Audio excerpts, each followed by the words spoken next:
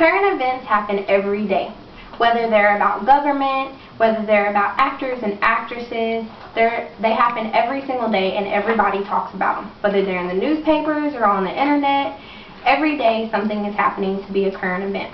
Current events that actually stood out to me was police brutality. Police brutality is defined is the intentional use of excessive force, usually physical, but potentially also in the form of verbal attacks and psychological intimidation by a police officer. That is from Google.com. Now, the reason why police brutality stands out to me so much is because it's actually been happening a lot.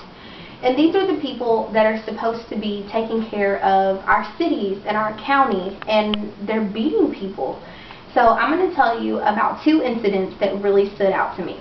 In my criminal justice class, every day we talk about current events with criminal justice and about law.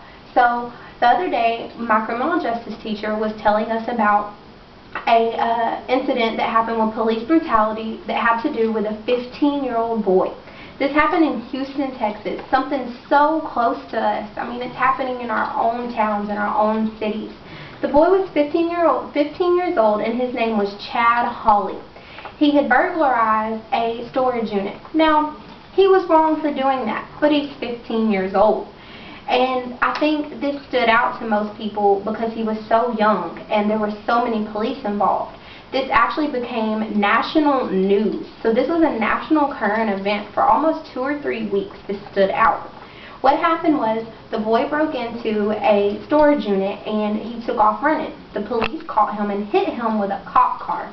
And then after they hit him, he was beaten on the ground. Now the thing about this is he surrendered himself. He put his hands behind his head and he said, "No more, no more." He didn't want it anymore. He had surrendered himself, and he's 15 years old. Give him another chance. But I'm going to show you what was put on the news on CBS and MSNBC. This was national. This was on all of the news websites, all of the news broadcasts, everything. And I'm going to show you a little clip of it and explain to you what's going on. He was running right here, and whenever he's running, the police car hits him. He falls on the ground. He surrenders himself, and after he surrenders himself, police officers start attacking him. Right there, there's 1, 2, 3, 4, 5, 6 police officers doing this. 6 police officers after he surrendered. They have beaten him. They're kicking him. They're punching him in his face. So that is a very good example of what's going on with our police brutality. This is an example of a drug stop. Whenever he got pulled over, he had drugs in the car, and because the police officers did not agree, they pulled him out of the car and beat him. It shows on their police cameras that he did not have any kind of defense. He was not trying to do anything to them. They pulled him out and started beating him. This is another example of police beating people. And then this is a sign and a poster that was put up in New York City because of so much police brutality that was going on. Another current event that we talked about in my criminal justice class was a current event that involved an ex-Marine. I looked this up after my teacher told me about it on MSNBC.com, and what it was that ex-Marine was involved in a bar fight. He got arrested for public intoxication, and as they were driving the man to the police station, they asked him, instead of going to the police station, did he want to go home? And he said yes.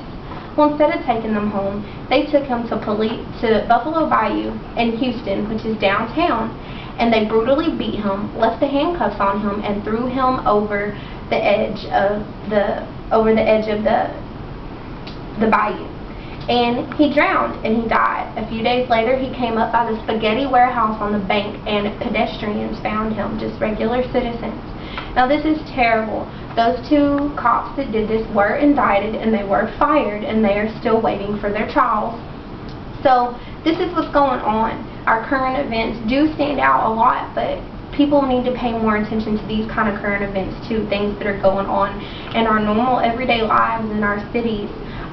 There is actually a percentage of police brutality. It's 67.9% in America that police brutality actually goes on in every day, just whether the cops are in a bad mood or anything, this goes on in our everyday lives. So I have decided that I'm going to keep up with my current events just so that I do know this is going on. So current events are a very important thing in our life, and I think that police brutality stood out a lot to me. And just like I said, these two incidents do stand out a lot. And I just wanted to tell y'all about the current events that are going on in today's cities in America.